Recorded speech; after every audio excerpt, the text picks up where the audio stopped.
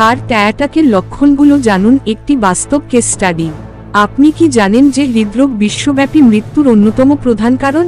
আজ আমরা দেখব একটি বাস্তব কেস স্টাডি যা আপনাকে সতর্ক হতে সাহায্য করবে। পরিচয় করিয়ে দিচ্ছি জন রোকে, 55 বছর বয়সী একজন অফিস কর্মী।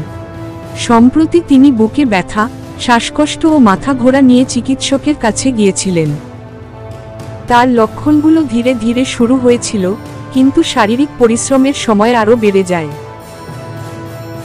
এটি হতে পারে একটি গুরুতর সমস্যার পূর্বাভাস। মোখলেস মিয়া দীর্ঘদিন ধরে উচ্চ রক্তচাপ ও টাইপ 2 ডায়াবেটিসে ভুগছেন। তার বাবা 67 বছর বয়সে হার্ট অ্যাটাকে মারা গিয়েছিলেন। এসব কারণ তাকে আরও বেশি ঝুঁকিপূর্ণ করে তুলেছে। চিকিৎসকের সিলুয়েট পরীক্ষার ফলাফল দেখানো হয়। ডাক্তার তার স্বাস্থ্য পরীক্ষা করেন। তার রক্তচাপ ছিল 145/90 মিলিমিটার, কোলেস্টেরলের মাত্রা বেশি ছিল এবং ইসিজি রিপোর্টে হৃদযন্ত্রের স্ট্রেসের লক্ষণ দেখা যায়। এই লক্ষণগুলোর উপর ভিত্তি করে জনকে করোনারি আর্টারি ডিজিজ ক্যাট ধরা পড়ে।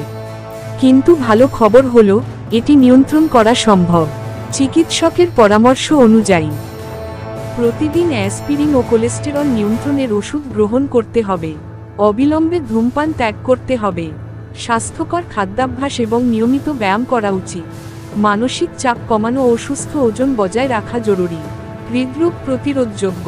আপনার শরীরের কথা শুনুন এবং প্রাথমিক লক্ষণগুলোকে অবহেলা করবেন না। যদি আপনার বা পরিচিত কারো মধ্যে এমন লক্ষণ দেখা যায়, তাহলে দ্রুত চিকিৎসকের পরামর্শ নিন। সচেতন থাকুন, সুস্থ থাকুন। যদি এই ভিডিওটি আপনার উপকারে আসে, তাহলে লাইক, শেয়ার করুন এবং কাট লাইফ চ্যানেলটি সাবস্ক্রাইব করুন।